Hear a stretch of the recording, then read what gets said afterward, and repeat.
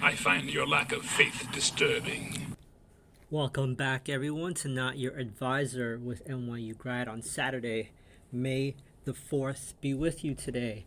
This is going to be covering Friday's May 3rd session. We have a lot to cover, so let's jump right into it. I'm going to do a fairly longer episode because I want to also cover some things for the free members that I typically don't deep dive into, but let's cover the breadth. So on Friday, we had 407 new highs versus 100 new lows. We had 73% of shares advancing versus 23% declining. 54% of stocks were below its 50-day, and 36% were below the 200-day moving average. Pretty broad rally across the board, big bounce on areas that were being sold off a few sessions ago.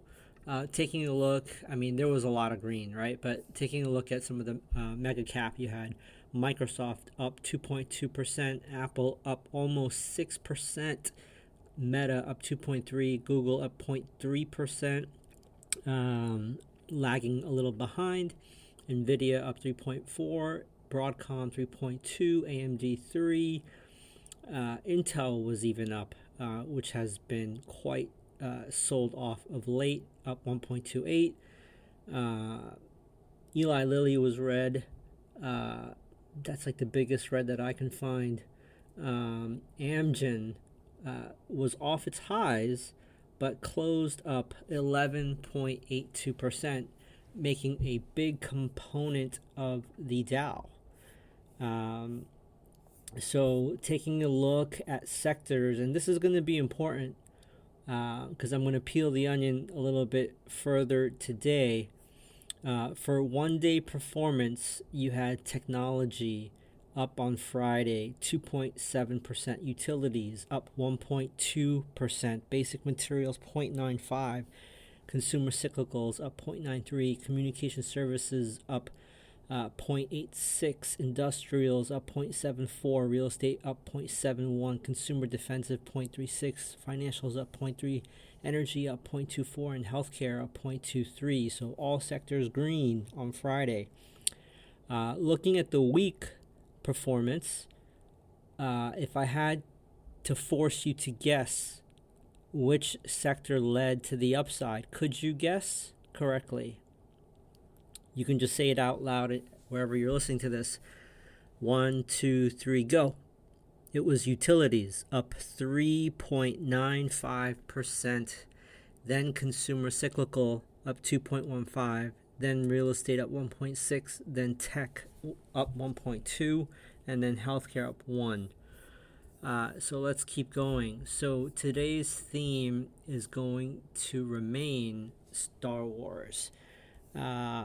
I'll post a video of Yoda explaining the Force to Luke if you've seen Star Wars, which I'm assuming 99% of you have. A great scene where Luke fails to lift the X-Wing out of the water. Yoda starts to go into a lesson plan, and I love the bullets that I've taken away. Basically, it's showing that winning is a decision and a state of mind. Do or do not, there is no try, right? There are forces of nature beyond our human senses.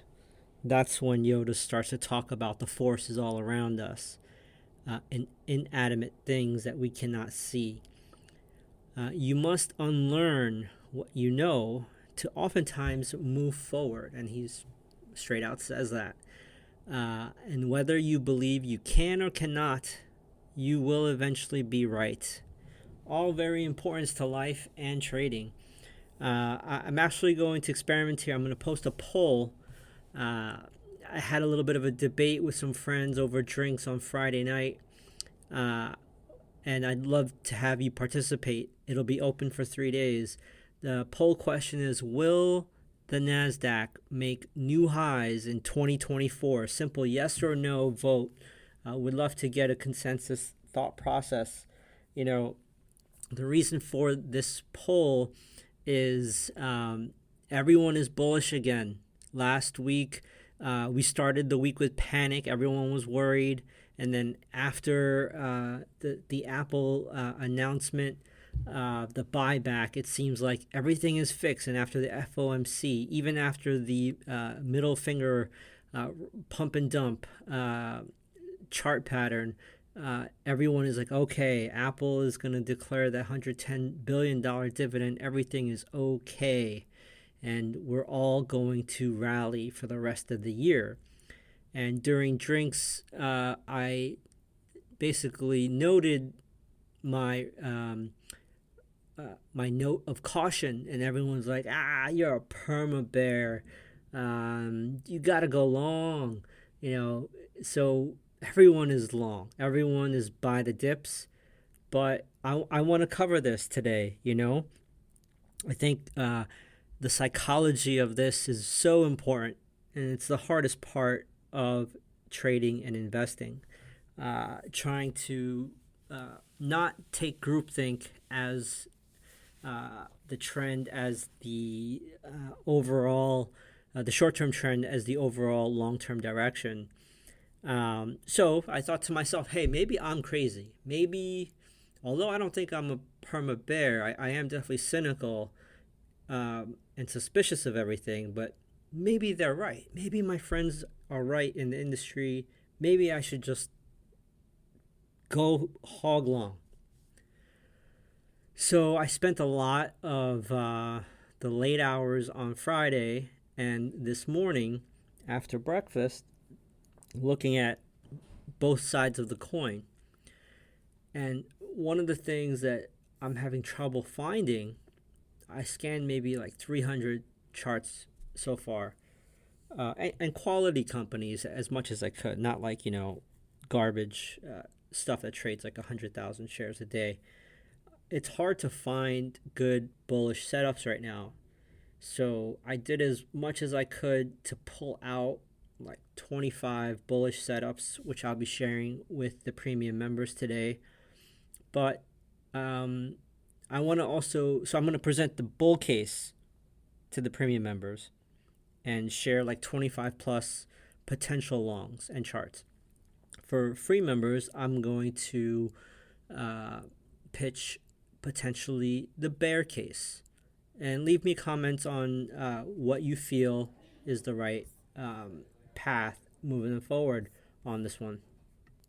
So let's keep going here. I noted for probably 2-3 weeks now that most of the rips were being distributed into, and it was after each earning. I was kind of sharing this in real time, whether it was the Google earnings, the Microsoft earnings, the Meta news, the Tesla cyber taxi in China news, the FOMC, even the Apple one. It lost some of the pop. So looking at that, looking at breadth, looking at volume, it just seemed like every single ramp was being pumped and dumped. But a lot of things did bounce over the 50-day moving average, right? Like, so you take a look at the Mag 7, I think 5 are now above their 50-day moving average. But it just seems that there was a lot of effort to claw back to the 50-day or gap fills above on the indices. And I'm talking about like the Google dividend, the Microsoft earnings, the Tesla China news, FOMC, the Apple buyback news. And then on Friday, we had the bad jobs data, which boosts the hopes for a rate cut, thus fueling and sustaining the rally from Apple. And if you look at Apple's history for the past, I don't know, since Steve Jobs, rest in peace, left this earth, Apple has not really innovated in product and services. They're just, releasing Me Too products, or they're trying new things like with the Vision Pro goggles. But the majority of their innovation was on the stock engineering side, through buybacks, increasing dividends, And if you take a look at not only the last one they just announced, the 110 billion buyback, which is an all-time human history record, they own the top 6 buyback records. So I'll post that in the show notes. And this is a hat tip to Tim Knight at Slope of Hope. I got the graphic from him, but here are their top 6 buybacks. The recent one announced 110 billion. May of 2018, 100 billion. April of 2021, 90 billion. April of 2022, 90 billion. May of 2023, 90 billion. April of 2019, 75 billion. I mean, just go become a private company at this point. I forgot they can't because like 1,000 ETFs own Apple. Let's keep going. So here's the intraday chart of Apple, 15-minute. It popped obviously on the news. It closed a little weak on Friday. I mean, obviously still high and green. They're up like 6%. But let's keep our eye on. Let's see if they sell this off next week. Google has lost 60% of the earnings pop. Microsoft went red at one point and then finally recovered in the last 2 sessions. But they've lost about 50% of the earnings pop as of Friday's close. And then what really happened on Friday morning, we gapped up higher pre-market. It was like all green, but yields were spiking. The 10-year yield was spiking. All yields were spiking, actually. And I'm not sure 100% why, but they were. It might have something to do with the yen and the yen carry trade, which is important. And it should be all over the news, but it's not being really discussed because I guess no one really understands it. But as yields rose till about 11 o'clock, the rally in the market was starting to sell off. And that's when Microsoft went red and all that stuff. But then miraculously, the dollar, which was getting destroyed, got to the moving average and got defended. And then yields started to tank after 11 o'clock all day, just bled out. And asset prices rose for majority of the afternoon on light volume. But take a look at the Friday candle on DXY. It got to that 104.55 area and just bounced really hard. Let's take a look at the long-term correlation of S&P versus the 10-year via the way of TNX. So this is a 3-year chart. The first one, the layered chart. The blue is TNX. The black line is the S&P. So, I mean, just look at the inverse relationship here. And then if you go to way back from 1993, it's completely inversely correlated. The only time that both S&P and the 10-year rose together was coming out of the pandemic lockdown. That's it. And that was temporary. And I'm going to go back into the sector analysis. Perma bulls should be very concerned that utilities led for the week. Utilities was second place for Friday. And tech was not even top 3 performer for the week performance. That's a concern because it's not going to be Wall Street Bets and Reddit crowd buying XLU and utilities. That is big money parking their dollars. So that's not good news. I mean, look at the week's performance on utilities. It's up 3.9%. Utilities. So that's something to watch. I mean, unless this is a typo or a misprint, I checked other chart websites. This is true data. So that's something to be wary about. And I'll give you all of the sectors, right? So if you look at all of the sectors, 7 out of 11 are below its 50-day moving average. I've listed them all here, from telecom all the way to consumer discretionary. I've bolded the industries or sectors that are above their 50-day. So the 4 that are above their 50-day are XLE, energy, XLI, industrials, XLP, consumer staples, and XLU, utilities. Everything else is under the 50-day.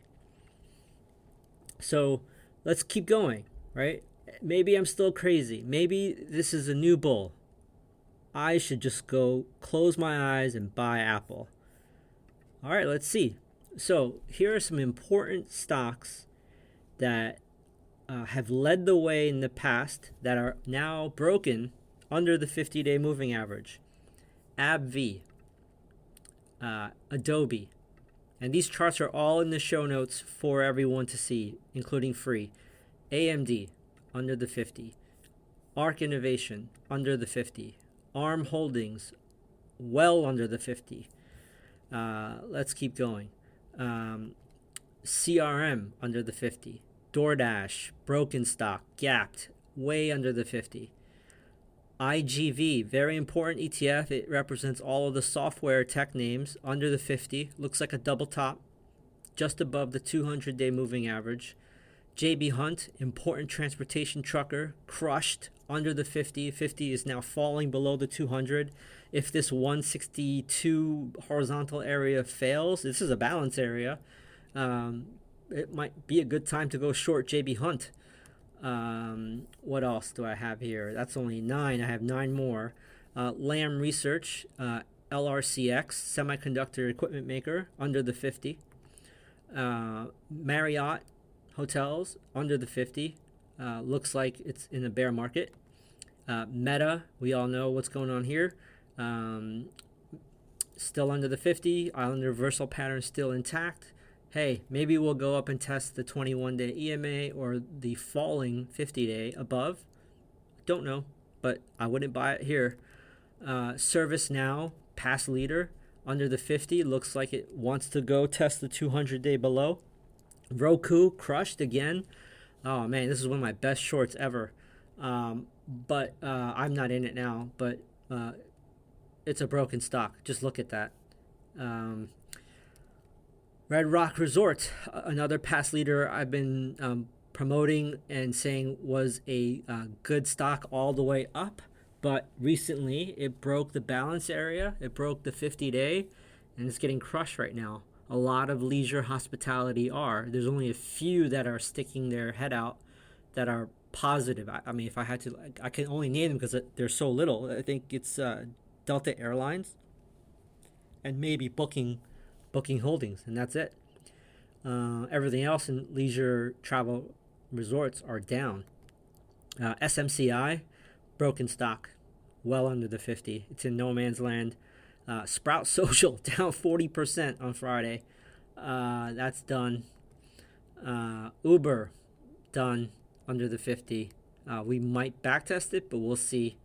So yeah, those are 18 stocks in trouble that used to be doing great. Speaking of great, I follow a gentleman named by the name of The Great Martis on X. Very entertaining X poster. He had posted a chart. Hey, it might be nothing, but he says, look at this chart comparing 1973 versus 2024. 1973 to 74, the market witnessed a 50% give back. And he just literally posted 2004 versus 1973's chart. It looks very, very similar. Doesn't mean it's going to happen, but little snack for your eyes. And the last piece here that I want to kind of deep dive and share some humor or horror is a video of Jared Bernstein, who is the chair of the Council of Economic Advisors. And basically, that team drives Biden's economic policy. The clip is from a documentary called Finding the Money by Stephanie Kelton. Now, again, I'm not picking on Biden or Democrats, but you decide. You watch this clip and you judge yourself, right? I'm not saying it's just the Democrat or the Biden administration. I think everyone in DC has been seduced by the dark side and are serving their themselves. But this is a very scary clip because he has no idea, this person, Jared Bernstein, he has no idea about monetary policy. He has no idea why the Fed has to print money or why money has to be borrowed. Just watch it. I almost thought it was a satire, but it's real. And this is who is, or people like this are who are in DC. Pretty wild stuff. Let's see. So to wrap up on the free side, what was strong? I already mentioned every sector was green on Friday, but utilities should not be leading by 2x for the week. There's something wrong there. That just tells me that institutional investors have not gone bull. It's majority bag holders. So keep watching the Mag 7 semiconductor group. Keep watching yields. Can the bulls somehow pressure yields to 3.9%, 4% again? Or are we going to snap back and rally here on the 10-year yield, which would be bad for risk assets? Keep watching credit card delinquency rates, which continue to creep up, and tech layoffs through TrueUp.io. I will see you all after the Monday session. Premium members, please stay on to go over some of these potential longs.